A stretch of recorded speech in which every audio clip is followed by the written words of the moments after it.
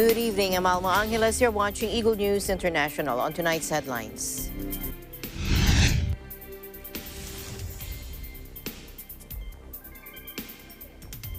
Defying West, President Putin orders troops to Ukraine rebel regions, paving the way for the deployment of a potential invasion force. German Chancellor Olaf Scholz said Tuesday that he was suspending the Nord Stream 2 pipeline project with Russia in response to Moscow's recognition of two breakaway regions in Ukraine. The Philippines' top diplomat in Hong Kong said it was illegal and immoral for residents to fire and turf out domestic workers who test positive for COVID-19 as the Chinese city endures its worst outbreak yet.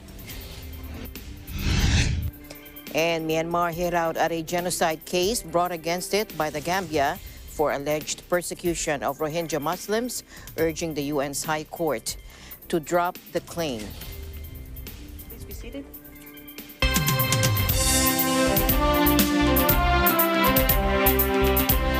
War in Eastern Europe is getting closer after Russian President Vladimir Putin recognized the independence of the former Soviet states' rebel-held Donetsk and Lugansk regions, paving the way for the deployment of a potential invasion. Take a look. Then ordered a, quote, peacekeeping operations to begin in the two regions, and that would mean the deployment of troops and equipment into those regions. During a televised address, Russian President Vladimir Putin, appearing visibly angry, threatened Ukrainian authorities and accuses them of waging a genocide in the eastern part of the country. Putin also claims Ukraine should be called Ukraine of Vladimir Ilyich Lenin, saying it owes its creation to the founder of the Soviet Union. He demanded that Ukraine immediately end its military operations in the east of the country. Take a look. Так называемый цивилизованный мир, единственными представителями которого самозванно объявили себя наши западные коллеги, предпочитает этого не замечать. Как будто и нет ничего, всего этого ужаса, геноцида, которому подвергаются почти 4 миллиона человек. И только потому, что эти люди не согласились с поддержанным Западом переворотом на Украине в 2014 году. Выступили против возведенного в ранг государственного движения в сторону национализма, пещерного и агрессивного национализма и неонацизма. И борются за свои элементарные права жить на своей земле, говорить на родном языке. Это исторический факт. Собственно, как уже сказал, в результате большевистской политики и возникла советская Украина, которую и в наши дни можно с полным основанием назвать Украина имени Владимира Ильича Ленина. Он ее автор и архитектор. Это целиком и полностью подтверждается архивными документами. Now, the White House said President Biden is imposing financial sanctions in response. NATO, the United Nations, the European Union, and the United Kingdom all condemned Putin's decision. President Putin's decision to recognize the independence of two separatist regions, eastern Ukraine, and his order to allow Russian military conduct peacekeeping mission there is now raising fears that this is the first wave of a larger attack. Now, in a lengthy address, Putin also rejected Ukraine's sovereignty and slammed NATO for refusing to ban the country from ever joining. He also called out the U.S. for having missile capability near Russia, and he made clear the stakes were bigger than Ukraine, whose efforts to join NATO and the European Union have deeply angered Moscow. Выбор способов обеспечения безопасности не должен создавать угрозы для других государств. А вступление Украины в НАТО – это прямая угроза безопасности России. Имеющаяся у нас информация дает все основания полагать, что вступление Украины в НАТО и последующее развертывание здесь объектов Североатлантического альянса – вопрос предрешенный. Это дело времени. Мы четко понимаем, что при подобном сценарии уровень военных угроз для России кардинально в разы повысится. И обращаю особое внимание, многократно возрастет опасность именно внезапного удара по нашей стране. В документах НАТО наша страна официально, прямо объявлена главной угрозой евроатлантической безопасности. И в качестве передового плацдарма для такого удара будет служить Украина. Now, Putin, who oversaw missile military drills this weekend, has up to 190,000 troops on Ukraine's border, with nearly half of them in a position to attack. A possible Biden-Putin summit proposed by French President Emmanuel Macron looks to be in jeopardy now. Meanwhile, U.S. President Joe Biden signed an executive order to deny Russia the chance to profit from its blatant violations of international law, as Washington announced sanctions against rebel territories recognized by Russia in eastern Ukraine and warned that more were ready if necessary. Meanwhile, the United States and its allies rounded on Russia during an emergency Security Council session, denouncing Vladimir Putin's recognition of rebel-held areas in Ukraine and his ordered deployment of troops as a gross violation of international law and a pretext for war. Addressing the Council, U.S. Ambassador Linda Thomas-Greenfield heaped scorn on President Putin's assertion that the Russian troops would take on a peacekeeping role in the Donetsk and Lugansk areas. Again, let's listen in. But I'm coming out. But it's more, this move by President Putin is clearly the basis for Russia's attempt to create a pretext for a further invasion of Ukraine. The consequences of this action will be felt far beyond Ukraine's borders. The actions Russia has chosen today will have severe and far-reaching consequences. First, to human life. An invasion of Ukraine unleashes the forces of war, death, and destruction on the people of Ukraine. All parties concerned must exercise restraint and avoid any action that may fuel tensions. We welcome and encourage every effort for a diplomatic solution and call on all parties concerned to continue dialogue and consultation and seek reasonable solutions to address each other's concerns on the basis of equality and mutual respect. From some statements today, one may understand that a number of our colleagues are ready to bury the Minsk agreements. However, I would like to remind you that when the Minsk agreements were concluded, the LPR and the DPR had already declared their independence. The fact that Russia today recognized that in no way changes the makeup of the parties to the Minsk agreements, because Russia is not a party to the Minsk agreements. We have repeatedly declared this, and in so doing, in this regard, nothing has changed.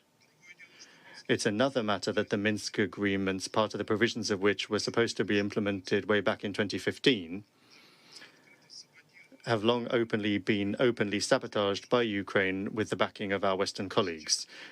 Today, we can see that many colleagues want to sign up to the idea that the Minsk agreements are dead, but that's not the case. And Kiev is still bound to implement them. We remain open to diplomacy for a diplomatic solution. However, allowing a new bloodbath in the Donbass is something we do not intend to do. Unfortunately, we are forced to note the extremely negative role played in all of this by our Western colleagues, led by the USA. Instead of forcing Kiev to implement its obligations, they have merely been openly egging Ukraine on, repeating the meaningless mantra that the obligations under the Minsk agreement are not being implemented by Russia, which, as we've repeatedly underscored, is not even a party to the Minsk agreements. I would like to call upon our Western colleagues to think twice, to set emotions to one side, and not to make the situation worse. No one other than you can hold back the militaristic plans of Kiev and force it to stop the shelling and provocations against the Lugansk and Donetsk People's Republics, which in these new conditions could have extremely dangerous consequences. In accordance with the agreements that were signed today, and on the basis of their requests from the Republic, peacekeeping functions on their territories will be carried out by the armed forces of the Russian Federation. In accordance with Article 51 of the Charter, Ukraine has the inherent right to individual and collective self-defense. We are committed to a peaceful and diplomatic path, and we will stay firmly on it. We are on our land. We are not afraid of anything or anyone. We owe nothing to anyone, and we will not give away anything to anyone. There should be no doubts whatsoever. The United Nations is sick. That's a matter of fact. It's been hit by the virus spread by the Kremlin. Will it succumb to this virus?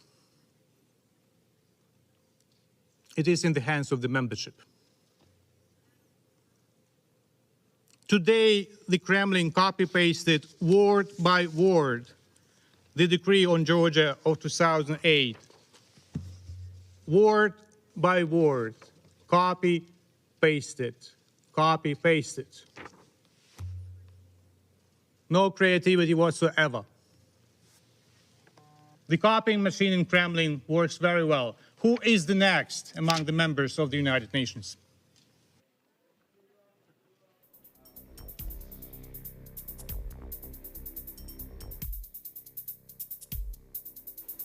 Meanwhile, Western powers reacted swiftly to Monday's decision by Russian President Vladimir Putin to recognize the independence of the two self-proclaimed republics in eastern Ukraine, condemning Moscow and calling for sanctions.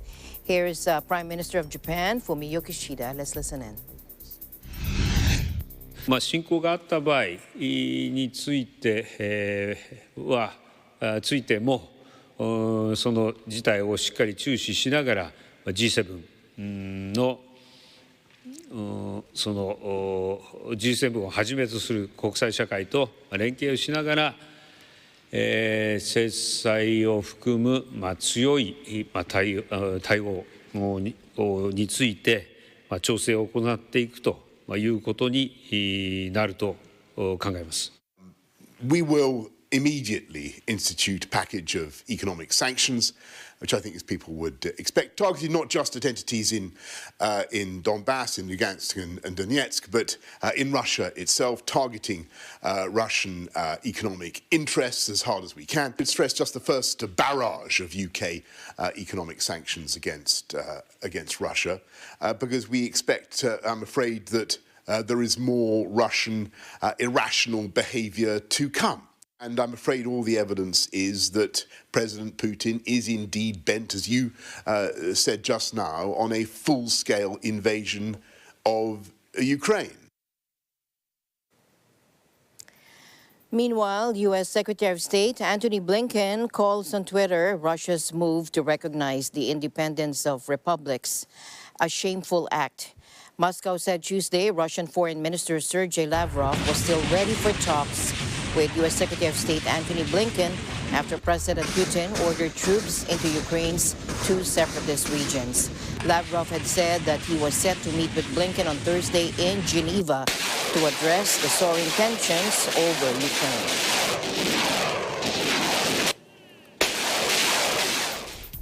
Meanwhile, German Chancellor Olaf Scholz said that he was suspending the Nord Stream 2 pipeline project with Russia in response to Moscow's recognition of the two breakaway regions in Ukraine. Scholz said he had asked to halt the review process by the German regulator for the pipeline. The Nord Stream 2 project has long been a source of tension with Berlin's allies, who have argued that it would give Moscow too much leverage by increasing Germany's energy dependence. Earlier Tuesday, Ukrainian leader Volodymyr Zelensky had demanded an immediate halt to Nord Stream 2, which is set to deliver Russian natural gas to Germany via the Baltic Sea.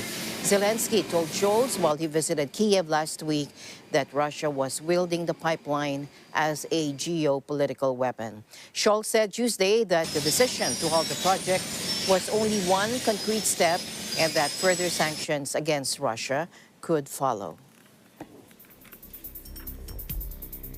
Meanwhile, equity markets around the world plunged while oil and haven assets rallied after Russia's Vladimir Putin ordered troops into two separatist regions in eastern Ukraine, ramping up geopolitical tensions and fears of a conflict. Investors were sent running after Putin recognized the independence of these two rebel-held areas of Donetsk and Lugansk and sent in peacekeeping forces. The prospect of war and strict sanctions sparked concerns about the impact on supplies of a range of commodities from the region, including oil, wheat, and nickel. Crude, already up more than 25% this year on surging demand, piled higher still, with Brent closing in on the $100 mark for the first time since 2014. Hopes of an Iran nuclear deal, which could see Tehran resume global oil exports, were unable to temper the gains. The jump in oil is compounding worries about inflation around the world, with the Federal Reserve coming under intense pressure to tighten monetary policy to prevent prices running out of control. Now, that has in turn battered equity markets in recent months, and the latest developments out of Europe led to another day of hefty selling Tuesday.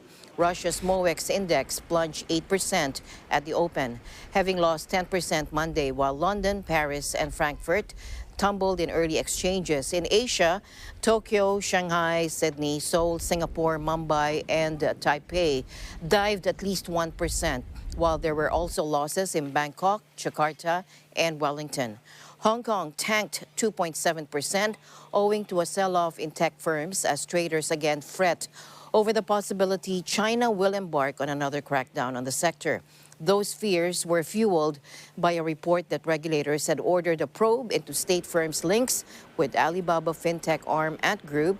The city's struggle to contain a COVID outbreak has also hit sentiment in Hong Kong as leaders impose strict containment measures. And this just in, oil prices surged close to $100 per barrel today as major crude producer Russia prepared to send troops into the two breakaway regions of Ukraine, sparking Western nations to ready economic sanctions against Moscow. After heavy falls at the open, European stocks edged into positive territory as the Kremlin said it remained open to all diplomatic contact over Ukraine. Asian stock, meanwhile, had earlier ended their sessions with heavy falls. Brent North Sea crude oil reached $99.50 per barrel, the highest level in 7 years. At around 11:15 GMT, it pulled back to just below $98 a barrel, still a gain of around 2.5% compared with late Monday. The intensifying crisis between Russia and Ukraine has raised concerns about the supply disruptions that would ensue as sanctions look to cripple Russia, the world's second-largest oil exporter and the world's top natural gas producer, according to Victoria Scholar, head of investment at Interactive Investor. German Chancellor Olaf Scholz said he was suspending the Nord Stream 2 pipeline project with Russia in response to Moscow's recognition of the breakaway regions, Donetsk and Lugansk, and Ukrainian President Volodymyr Zelensky had demanded an immediate halt to the project set to pipe Russian natural gas to Germany via the Baltic Sea. And the Russian currency, the Russian currency slid after Moscow recognized the independence of Ukraine's two separatist regions, and President Vladimir Putin sent troops into the western backcountry, the ruble trading at more than 91 to the euro and 80.7 to the dollar. Russian stock indexes fell Monday as the Ukraine crisis rapidly deteriorated, with the Kremlin dampening hopes for a summit between Russian leader Vladimir Putin and U.S. President Joe Biden. Russian stock markets have taken several hits in recent months as investors assess the latest twists of the crisis.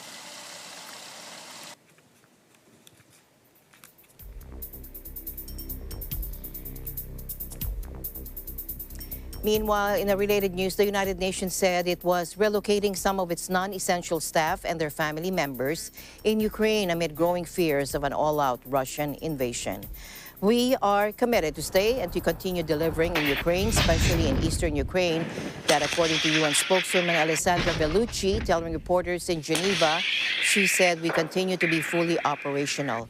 She acknowledged, though, that as a result of the evolving situation on the ground, they have allowed for temporary relocation of some non-essential staff and some dependents.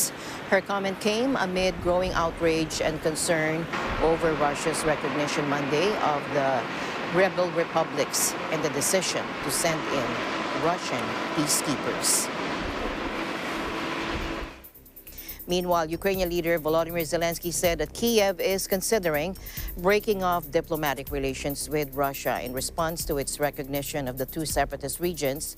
He also warned that the Kremlin was paving the way for a major military assault on Ukraine. Let's listen in. Вважаємо, що це був крок ескалаційний з боку Росії. Ми розуміємо, що це юридична агресія, яка дає достатньо міцний фундамент щодо ймовірної ескалації з боку Росії, з боку бойовиків. Прийшов запит від Міністерства закордонних справ, щоб я розглянув питання розриву дипломатичних відносин між Україною і Російською Федерацією. Я зараз, одразу після нашої прес-конференції, зараз буду дивитись і пропрацьовувати це питання. І не тільки це питання. Now, Ukraine on Tuesday urged its Western allies to hit Russia with tough sanctions. President Putin has earlier announced he was recognizing the territories which broke away from Kyiv's control in 2014 in a day of political theater in Moscow. In the often angry speech earlier, President Putin railed against Ukraine as a failed state and puppet of the West, accusing Kyiv of preparing a blitzkrieg to retake the separatist regions. And here are some images showing fireworks as a small group of people in Donetsk wave Russian flags and celebrate following Russian President Putin's decision to recognize the independence of the two self-proclaimed republics in eastern Ukraine. The move to recognize them, Putin said, was a long overdue decision.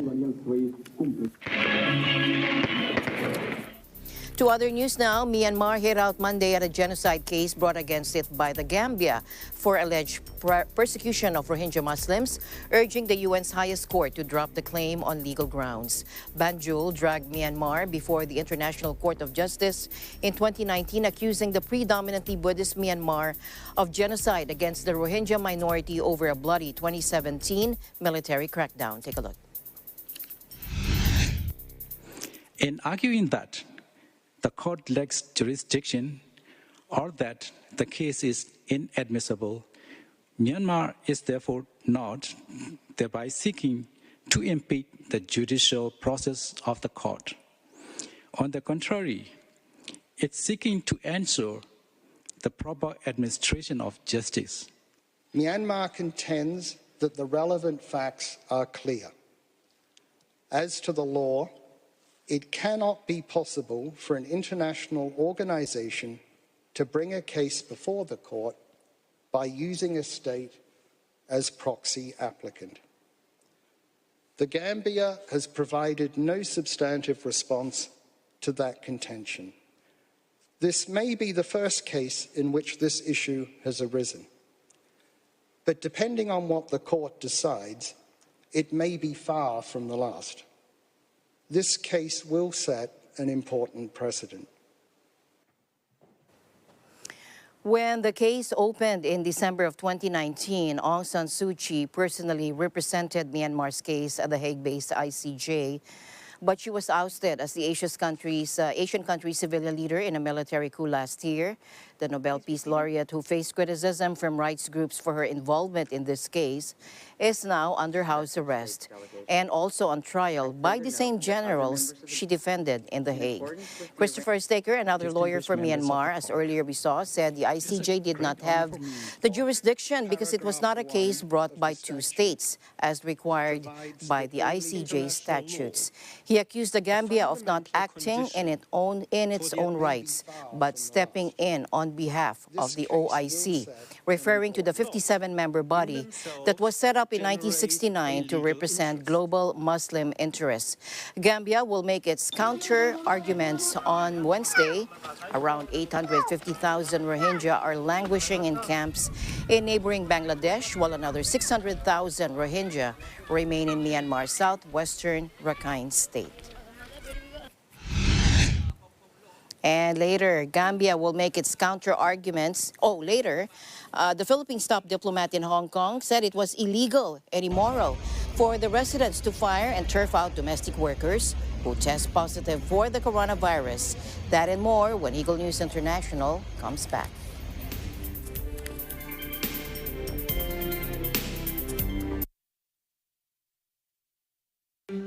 Alam namin ang iyong pagsisikap. Dama namin ang iyong mga sakripisyo. Kita namin ang pagharap mo sa bawat pagsubok.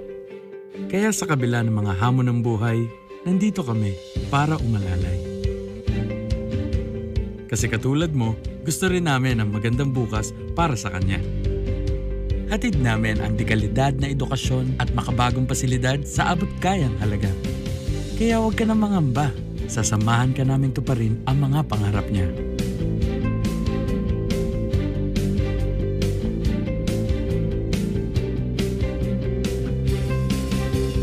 Maaasahan mong sulit dito ang mga pinagsikapan mo. Sa aming mga makabagong pasilidad at sistema ng edukasyon. Mailalabas natin ang aking talino at mga kakayahan niya. Kahit sa munting halaga, makakasiguro ka na makakasabay siya sa mabilis na pag-ikot ng mundo. Sa New Era, karamay mo kami sa bawat hamon. Kaagapay mo kami sa bawat hakbang. Kasama mo kami sa bawat ngiti at tagumpay.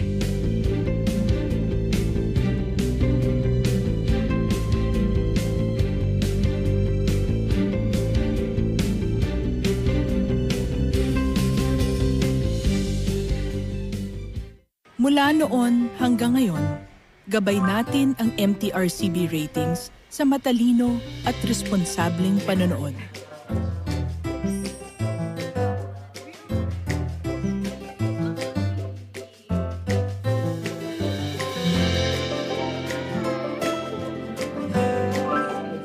Sa tamang pagsunod sa MTRCB ratings, ginagawa nating ligtas at makabuluhan ang panonood ng bawat miyembro ng pamilyang Pilipino.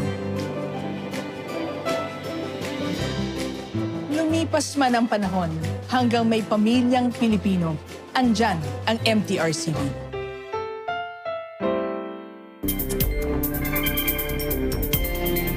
Welcome back. The Philippines top diplomat in Hong Kong said it was illegal and immoral for residents to fire and turf out domestic workers who test positive for COVID as the Chinese city endures its worst outbreak yet. Consul General Rally Tejada said the mission had helped 31 Filipinos who sought its help for hospitalization or access to isolation rooms, adding 61 in all had tested positive. Let's listen in. Ayon po sa Hong Kong law, sa employment ordinance po ng Hong Kong, napakabawal po. It constitutes illegal dismissal po. Lalo na kapag ang empleyado ay may sakit. Bawal na bawal po na i-terminate ng kanilang mga employer ito.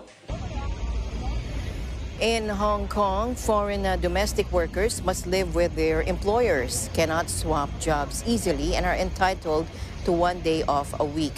Last week, a coalition of Hong Kong groups representing migrant workers alleged that some found themselves denied treatment at hospitals because they had lost their jobs.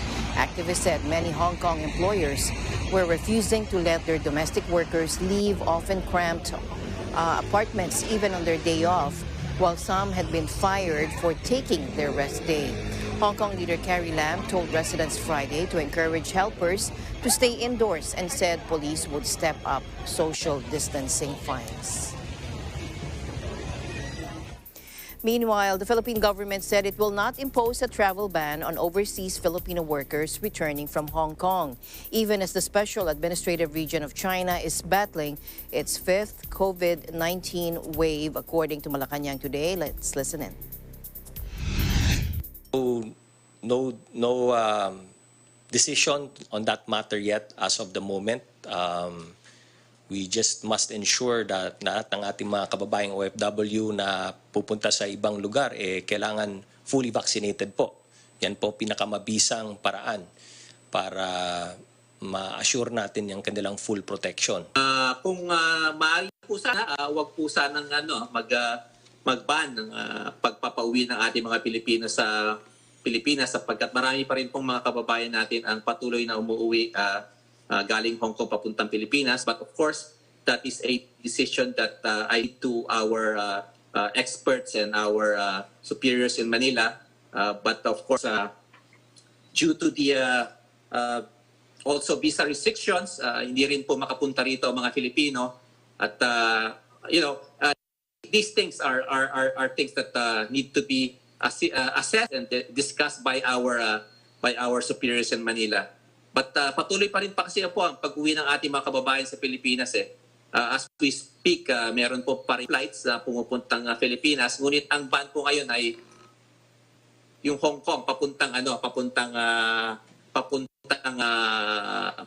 wala Pilipinas papuntang Hong Kong. So, recapping, nasa Pilipinas na po ang desisyon kung sa ganyang kanun. Tayo ang policy talaga natin sa bansang Pilipinas. Lahat ng Pilipinong gustong umuwi ay papayagan po nating umuwi sa bansang Pilipinas.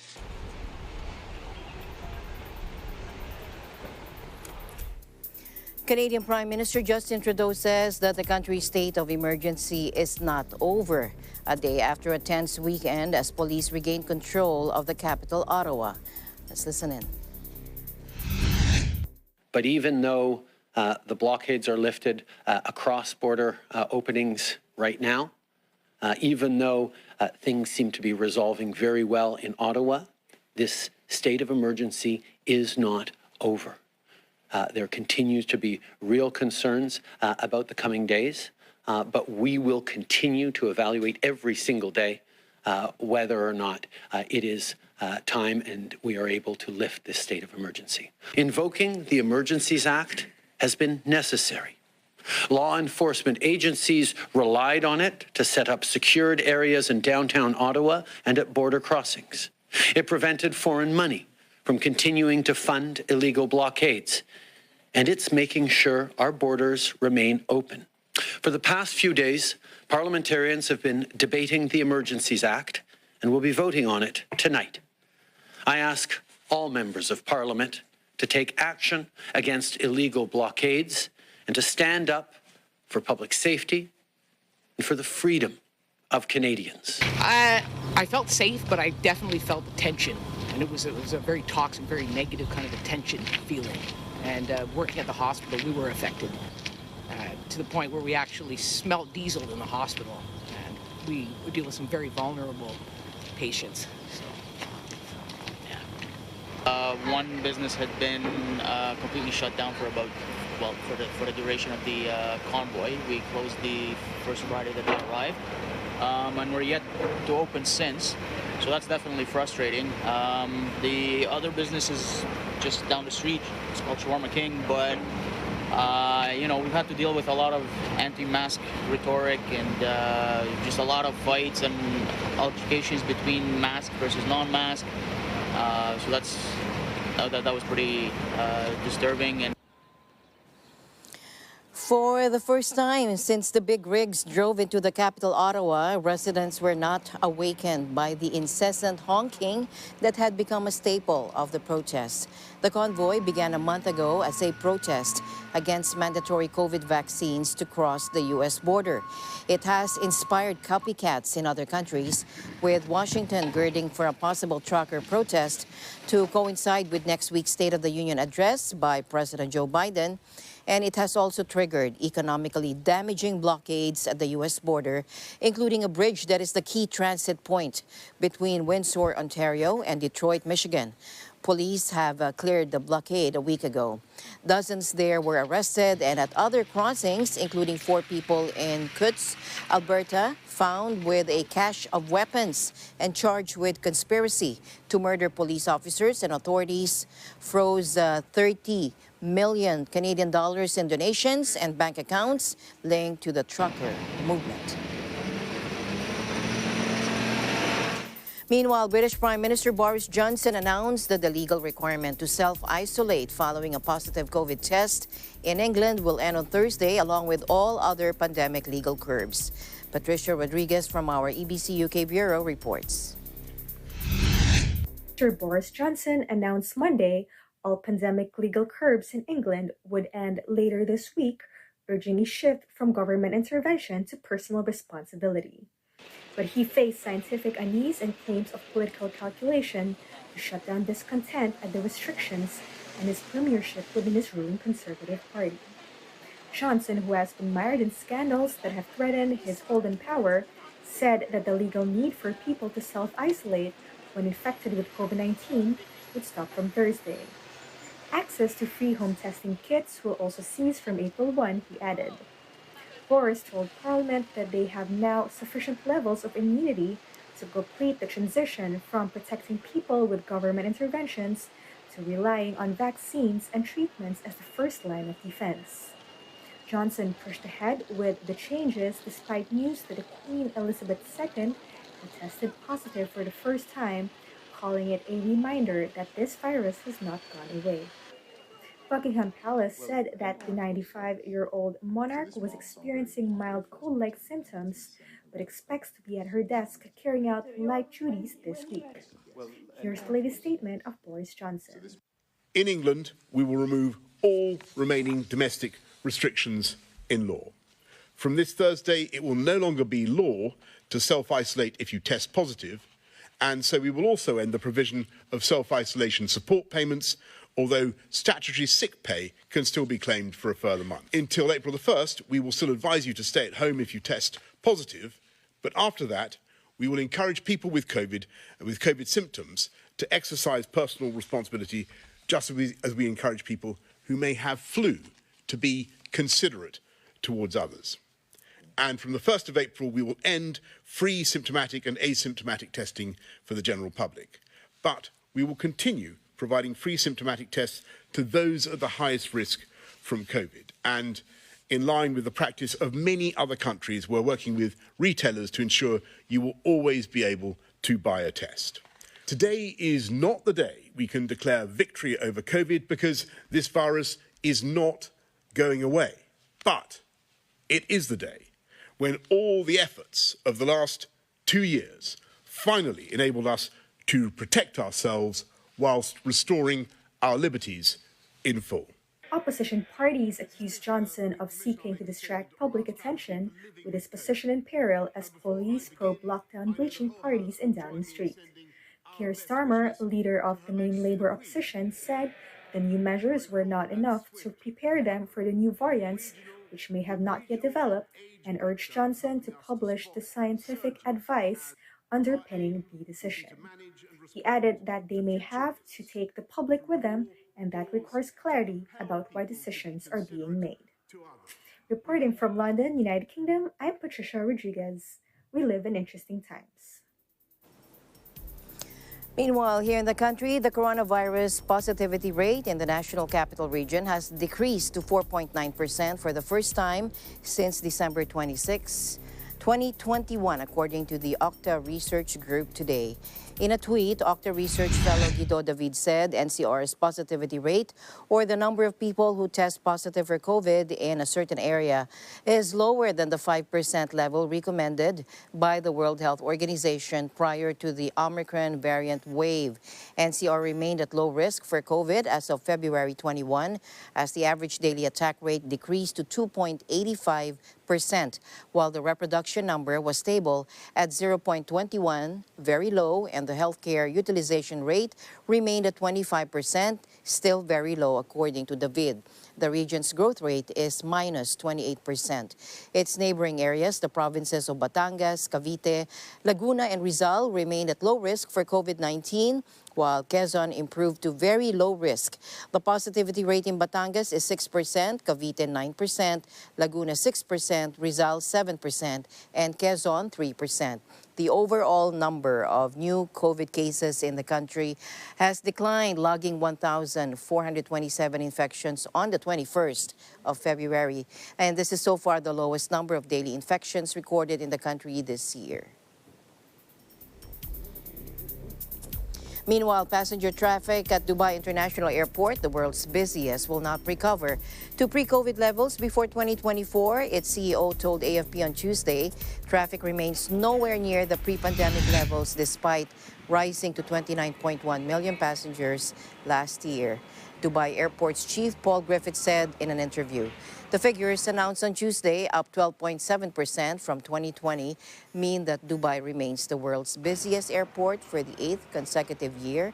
However, it is still a long way from the 86 million passengers seen in 2019 before the pandemic ravaged the air industry.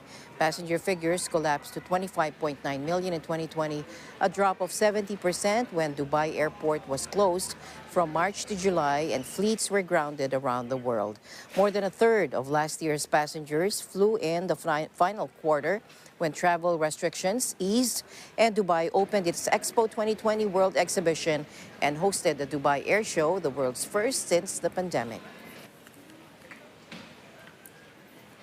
And we'll be back with more news right after this break. Stay tuned.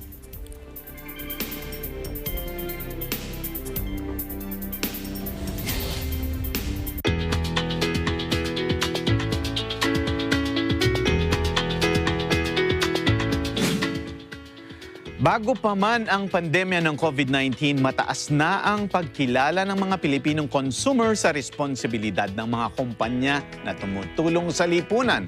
But during the pandemic, we've seen more and more companies committing to such corporate social responsibility activities. What has inspired this generosity and how can businesses get involved in building their communities? We'll find this out from our guests from JCI Manila as they share how COVID-19 is encouraging corporate social responsibility. I believe every small act, lahat ng kabataan, may kakayahan upang tumulong sa ating mga komunidad. Pwede natin tignan yung pandemya na maganda rin para sa mga millennial. Kasi ngayon nabigyan na tayo ng pagsubok ngayon. And susuko ba tayo? Nasa sa atin na yun. And of course, ang advice natin is, wag na wag sumuko. All this in this episode of Open for Business.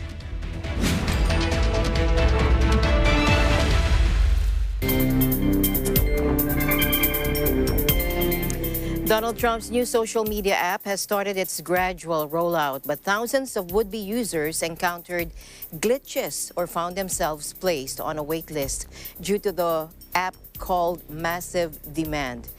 Devin Nunes, CEO of the Trump Media Technology Group, or TMTG, said the app called Truth Social would be fully operational by the end of March. TMTG is the parent company of the new app. On Monday morning, Truth Social topped the chart of the most downloaded apps in Apple's U.S. App Store, beating out the likes of TikTok, YouTube, and Instagram. But attempts to download it were met with frustration. Some received a message, quote, "Something went wrong, please try again." The tech giants excluded Trump following the assault on the U.S. Capitol on January 6 last year amid accusations he had used social media to incite his followers to use force in a bid to overturn the result of the 2020 election. And finally in our news, a potato snack shop called I Love Chips takes root in Australia. Dan David Amazona reports from Adelaide, Australia. The arrival of COVID-19 has taken a toll on economies across the globe. Jobs and livelihoods have been suffering ever since. However, two particular small business owners, husband and wife Ryan and Katrina Alarcon, have dared to defy the odds. Ryan and Katharina have created a potato fries business with the goal to bring something new, something fresh to the South Australian community. Since March 2020, this small business has taken chips fans by surprise, bringing this mouth-watering, palate-intriguing snack to residents. So our business name is I Love Chips. From the name of our business, we love chips.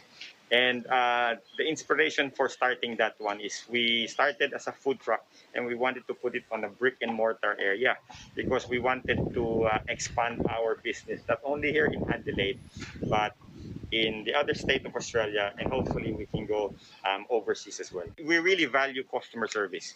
That's the main thing. Because I believe that customer service and product, if you marry those two, you will have a good business. As you step into the store, the youthful atmosphere, customer service, and food choices add to the total experience. There's a variety of chip seasonings such as, of course, the classic salt, but there's also barbecue and an out-of-the-box option, chicken salt. With this variety also comes the variety of customers frequenting this new food business. Our business is not targeting mainly Filipinos. We didn't create this business mainly specifically for Filipinos. We created this business because we are here in Australia. We have a flavor that is generally applicable to all cultures, mainly for Australians. So we have different flavors that can cater to different people in different cultures. And also one of our popular flavors is the chicken salt. And chicken salt here is very common in Australia. So it doesn't cater to Filipinos, but to all of the generation and to all of the the people here in Australia. As the phrase "I love chips" continues to get passed on to the people in South Australia, expansion seems inevitable. It's really fun and it's really convenient, and we all work as a team. And it's just it's right in the middle of everything, so we get so busy and it's just fun. So what are you trying to bring to the community? A smile and just good customer service, and hope they really enjoy the food. So this is a twister, and it's like a potato cut up into a coil, and you can like take pieces off it like this. It's like a chip on a stick. Super delicious. I'm definitely coming back. These are delicious. Katharina and Ryan Alarcon are just one of many who, instead of being paralyzed by the effects of the pandemic, use these as an opportunity to put into motion goals they've been meaning to accomplish. From Adelaide, Australia, this is Dan David Amazona, Oceania at a Glance, Eagle News. Thanks, Dan. As always, I'll end the day on a thoughtful note. Our ability to look back and smile at our past is proof that God's plan is to keep us moving forward. This has been Eagle News International. I'm Alma Angeles. Stay alert and stay informed because we live in interesting times. Good night.